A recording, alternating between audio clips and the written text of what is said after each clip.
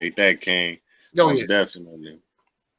Okay, now let's get into the comedy. You know what I'm saying? Now, I went to school with you, man. You was funny back then. You know, used to have people laugh, and you know, a lot of people admired you and looked up to you. But you was very respected. So you know what I'm saying. But at the same time, you could command people attention and you can make people laugh. So how when did you really like start taking it serious? Like, okay, this career or this something that I'm pursuing.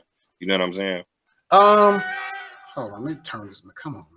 My phone, my bad. So No, no. so basically, man, like to go back, I've been in my job going on 14 years now.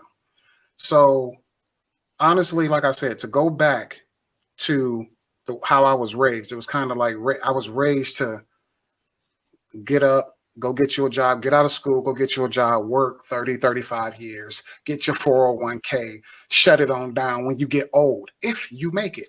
And that's what kicked in my mind. It kicked in my mind, right? What if I don't even make it to retire? You know what I'm saying? What if something happened to me and I'm gone and I done thought I was gonna make it and I was gonna sit back and chill when I got older. And I'm like, you know what? That's what sparked in me. I said, I'm tired of punching this clock, man. I said, what do I love doing and what do I enjoy doing? And I always enjoy making people laugh. Like, and sometimes it wasn't even like I was really trying for real. Like I wasn't even trying. Like I'll just be talking and I'll say something in a conversation and people will just start laughing. I'm just like, man, hold on. Are you laughing at me or like with me? Because I'm like, all right, I ain't no clown. I ain't trying to be a clown. You know what I'm saying? But I Right, started right. realizing that people was really just laughing because they thought like I was funny and I was like just saying something funny in the conversation when really I wasn't even trying. So I think it just took me getting tired of the 9 to 5, man. Like being at work and just punching the clock, doing the same thing every day. It was kind of making me miserable. So that funny side of me, I suppressed that. I just kind of like just went into this mode where I'm like, I might have just punched this clock every day and just keep doing this every day.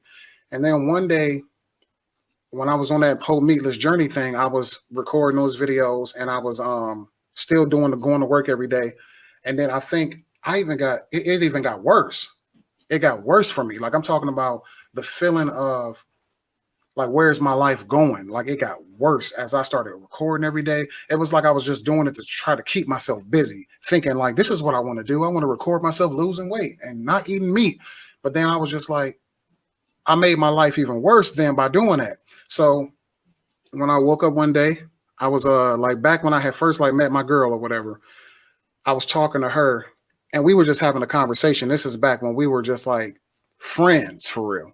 And she was like, you know, she was sitting there on the couch and I was at her place and I was just talking to her and she was like asking me questions about growing up and I was just telling her a story and she asked me something about dating and I told her a story and she just kept laughing at me, man.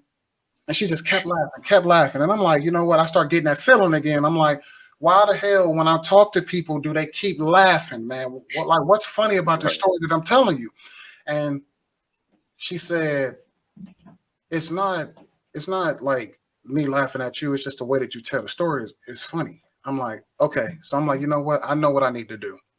So then that's when I pulled out my phone.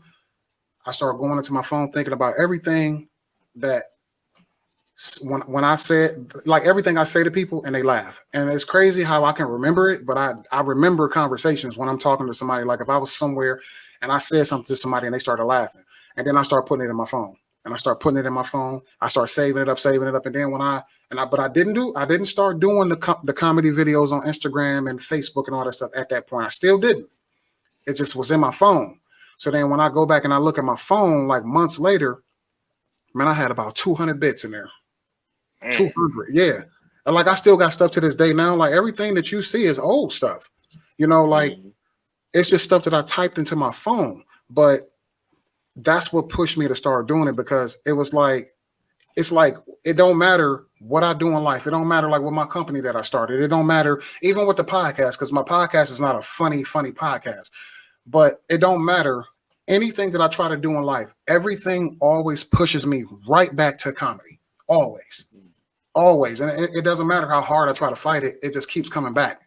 And it's like I decided it's either I keep on fighting the feeling and just keep on sitting up there letting people laugh while I talk and just let it just brush it off and go back to the 9 to 5, and just keep doing that 9 to 5 every day and working my business and doing my podcast and still being bored with life, or I'm gonna pursue this comedy thing 100%.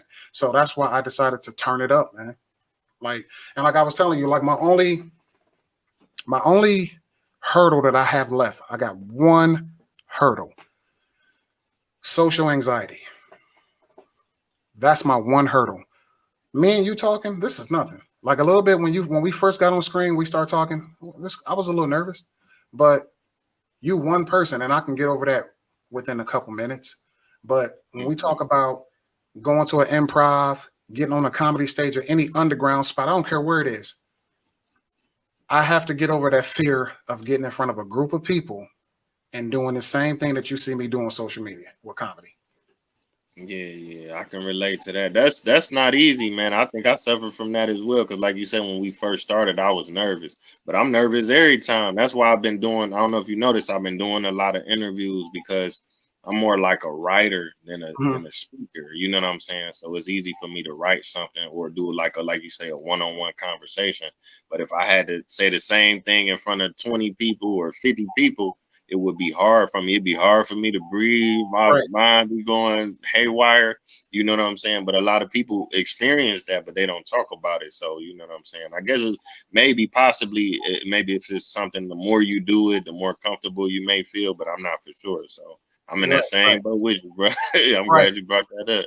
Well, yeah, Yeah. I'm definitely working on it. I started reading, a few different books or whatever on how to deal with it, and actually, I'm taking what I'm learning and I'm applying it to social groups that I'm in now. Like when I go out, like yesterday, I was out with a group of friends, and I'm like, you know what? Let me go ahead and just do this out in the open with them. And it wasn't necessarily me trying to push jokes on them. It was just like I was just being myself, and they just kept laughing.